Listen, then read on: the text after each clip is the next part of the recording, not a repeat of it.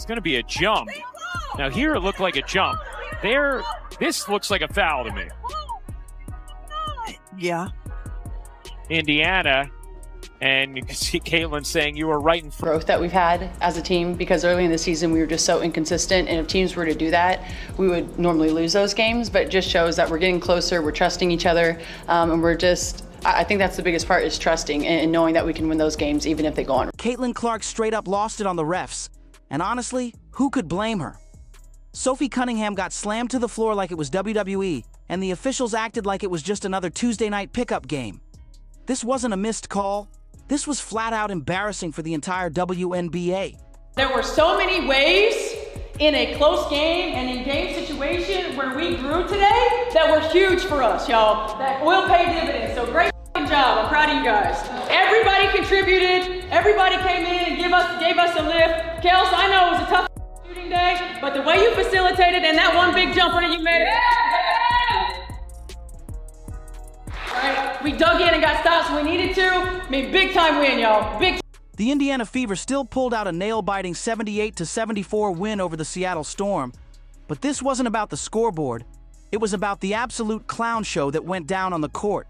Sophie had just grabbed a clean defensive rebound, protecting the ball like a pro, when a Storm player straight up launched her to the hardwood, full-on linebacker mode, no basketball play in sight. And the ref?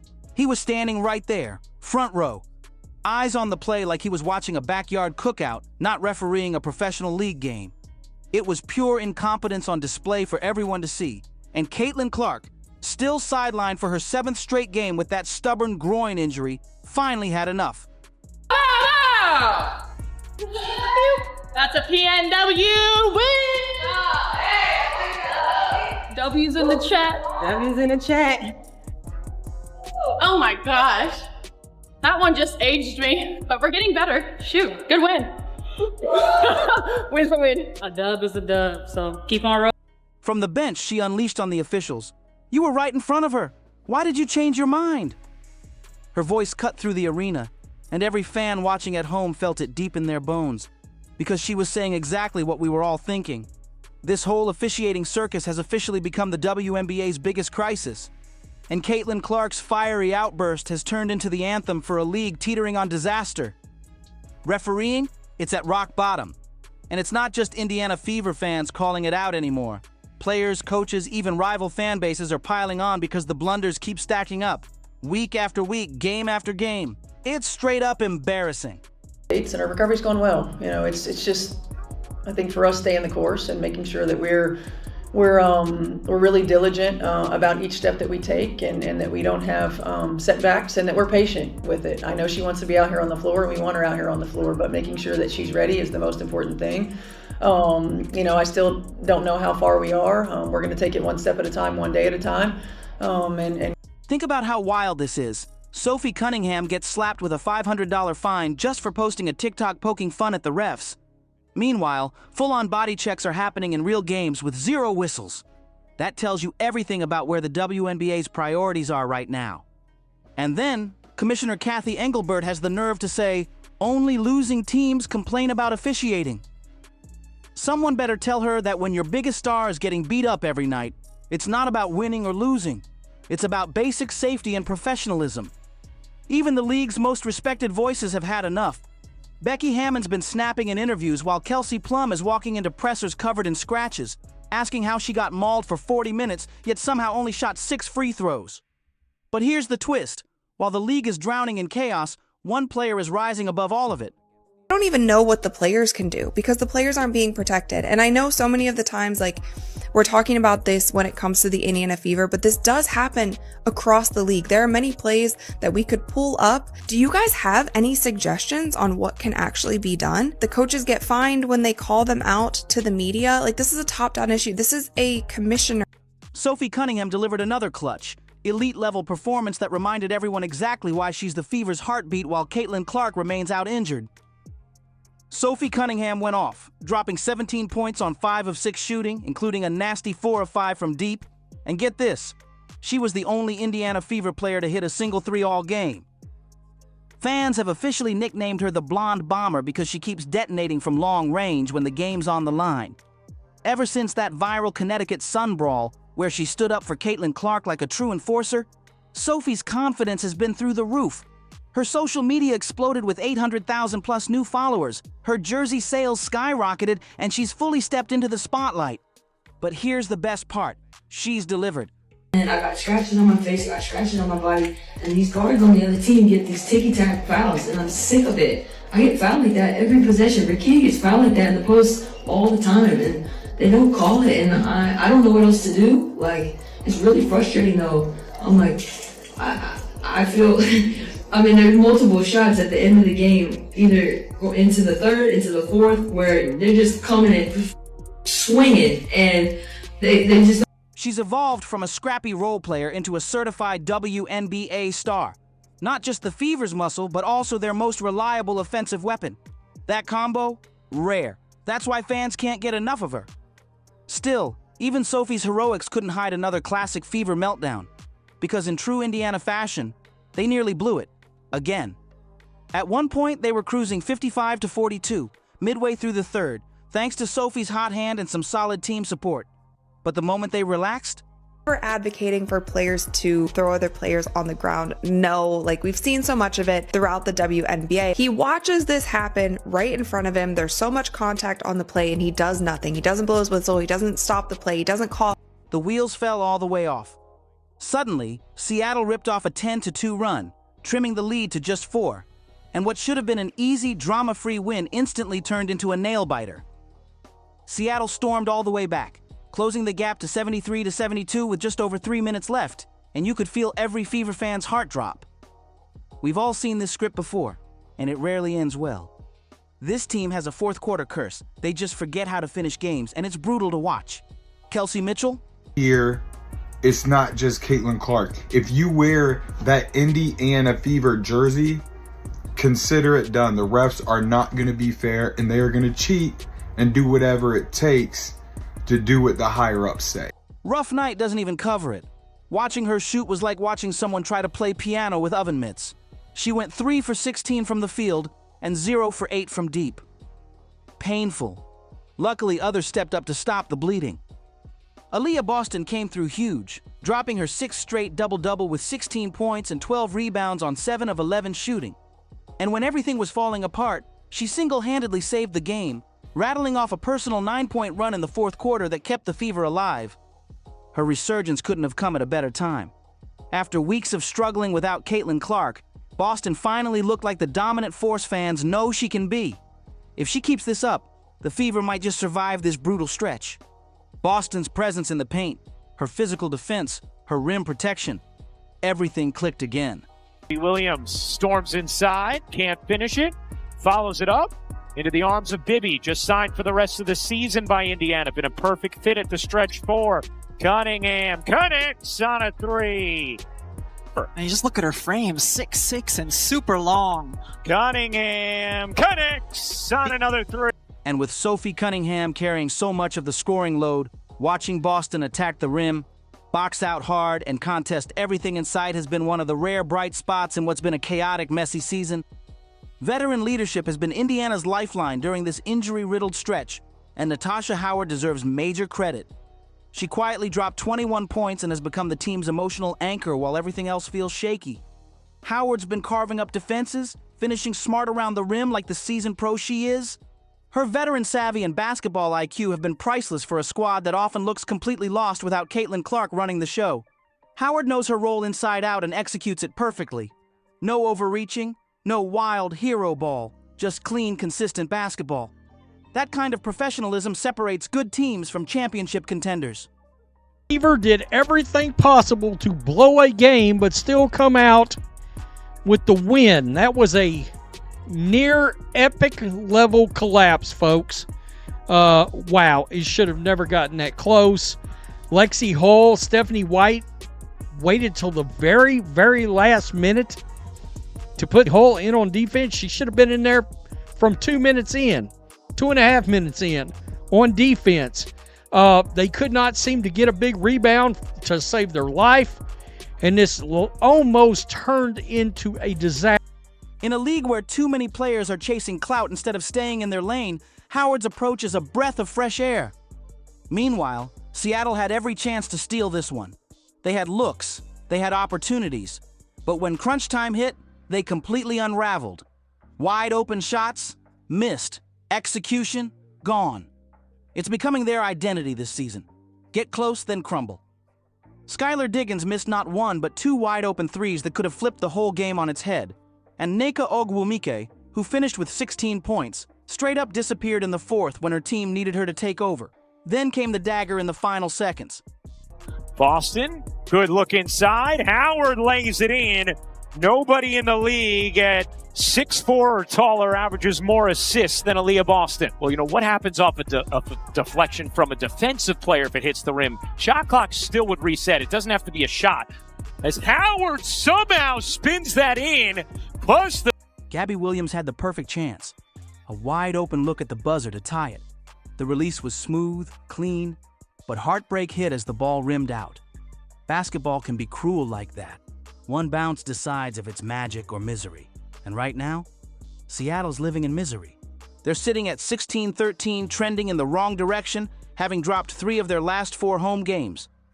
That's brutal timing with the playoff race on fire. There's zero room for error left.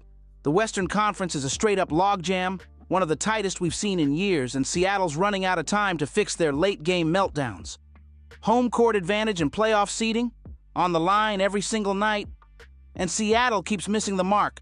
For Indiana, though, this was huge. The win pushed the Fever to 17-12, locking them into 5th place in the standings and giving them the all-important tiebreakers over both the 6th-place Storm and the 7th-place Las Vegas Aces. Games from Sophie Cunningham, the only player on the Indiana Fever to make her threes tonight. The Indiana Fever were 4 of 21 from downtown, and Sophie Cunningham hit all 4 of those threes. 17 points. And the difference between this and the Lynx game, which was Sophie Cunningham's last really good breakout game, this wasn't late. This was, oh, we're struggling offensively. Somebody needs to come through, and Sophie... 2 teams they could be battling down to the wire at season's end. Even crazier, they've now won 5 straight games without Caitlin Clark, which is wild considering how much they leaned on her early in the year. Indiana is now 9-7 without Clark, a shockingly solid record for a team everyone thought would collapse the moment their superstar went down. But here's the twist. This success without her raises a big question. When exactly is she coming back? Because the road ahead, it only gets tougher. The Fever's next stretch is make or break, every game dripping with playoff implications and every possession potentially defining their season. Caitlin Clark's looming return could flip the entire playoff picture on its head. Fans are buzzing. If the Fever are this good without her, what happens when their floor general is back on the court, orchestrating everything? We're talking about a rookie who's already shifted the league's entire energy, and now she's about to rejoin a team riding a 5-game win streak. Players looking like they need a breather. Yes. Cunningham lays it in, going backdoor on Diggins. Well, you know, what happens off a deflection from a defensive player if it hits the rim? Shot clock still would reset. It doesn't have to be a shot. As Howard somehow spins that in, plus the foul. You see her cutting through the lanes. Skylar Diggins is inside, so she's the one left to take the Howard cut. What a tough shot by... Sophie Cunningham stepped up as the emotional spark. Natasha Howard's been the calming vet, and Aaliyah Boston looks dominant again. Add Clark's playmaking and deep-range shooting, and suddenly Indiana doesn't just look like a playoff team, they look dangerous. But here's the real storyline. Has this injury stretch actually made the Fever better? Without leaning on Clark for every bucket and every big moment, other players have been forced to evolve. That could make them lethal when she returns because now opposing defenses can't just load up on one star. The question is, how patient will the Fever be? Do they ease Clark back to protect her long-term health, or do they unleash her full throttle with playoff positioning on the line? Not saying that your job is easy, but when it is a simple call right in front of your face multiple times, what are you doing? What are you doing? What call are you like bugged out? All of them. Most? Everything? Like, it's just like they're just so inconsistent. Like, that's my thing. Like, if you're on the other team and you're going to be fouling the shit out of me, yeah, cool. But let me do it to you. Let you, yeah.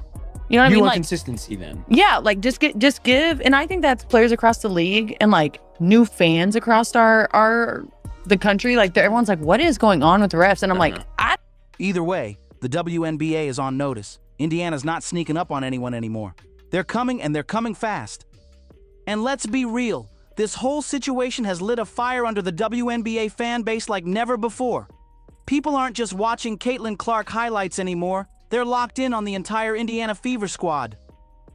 Ticket sales are climbing, merch is flying off shelves, and even casual fans are picking sides in every single game. Sophie Cunningham's blonde bomber moment turned her into an instant fan favorite. Aaliyah Boston's dominance in the paint has silenced doubters, and Natasha Howard's veteran leadership has kept this team from completely unraveling. All of that while Clark, one of the most hyped rookies ever, is still waiting to hit the floor again. It's wild to think that a team once written off as a rebuilding project is now playing with legit swagger and winning games against playoff-caliber opponents. The chemistry, clicking, the energy, through the roof. And when Clark finally returns, the Fever might not just be playoff ready, they could be a nightmare matchup for anyone in the bracket.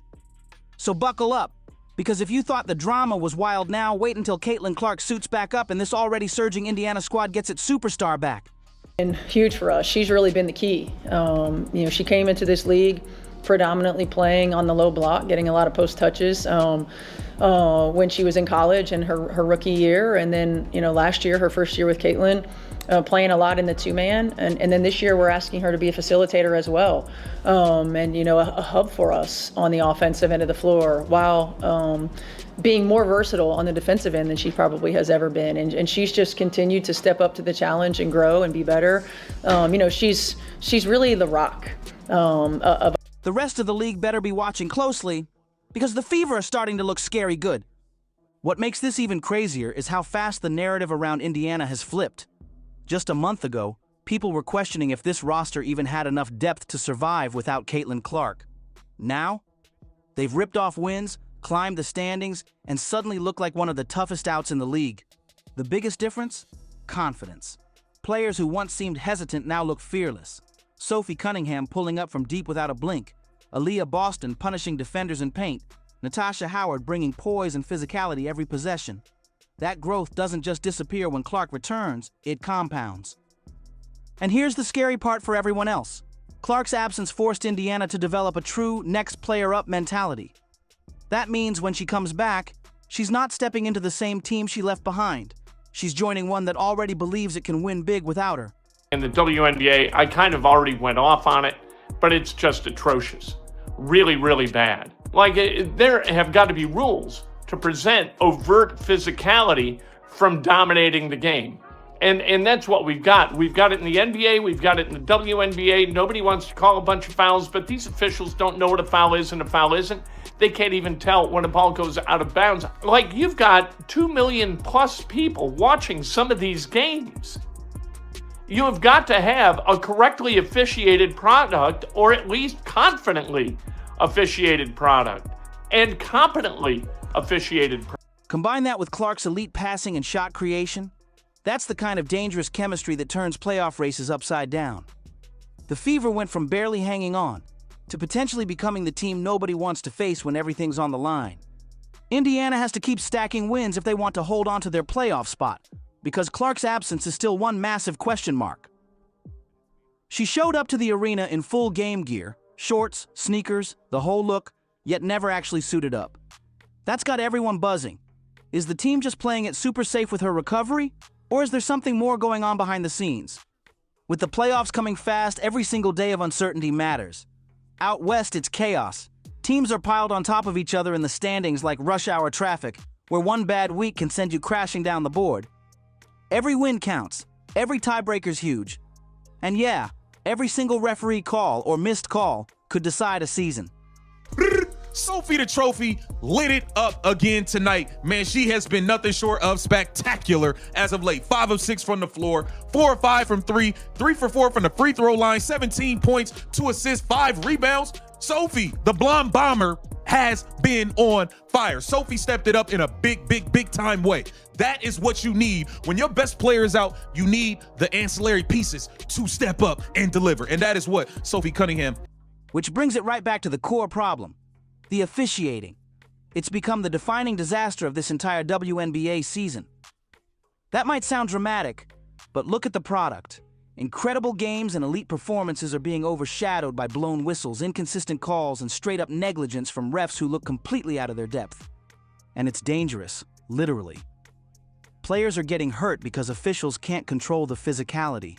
Stars like Caitlin Clark are sitting out weeks because no one's stepping in to stop the reckless, borderline dirty defense being thrown at them. The damage isn't just physical, it's hitting the league's reputation hard. Case in point, Sophie Cunningham getting thrown to the floor with no whistle. And somehow, that's just another day in the WNBA this season. That missed call wasn't just a blown whistle. It was a perfect snapshot of everything broken in the league right now. Caitlin Clark screaming from the bench? That wasn't just raw passion. It was pure frustration boiling over after weeks of the same nonsense. Indiana Fever just almost pushed me to a heart attack. The Indiana Fever nearly blow a 12-point fourth quarter lead. We allow the Seattle Storm to go on an 11-0 run in the fourth quarter. Stephanie White, I keep telling y'all, I don't trust her. I'm sorry. We give up a 11-0 run within the last 4 minutes to let this team cut the lead down. These aren't isolated moments anymore. They're symptoms of a bigger crisis threatening to derail what should have been one of the most exciting and transformative seasons in WNBA history.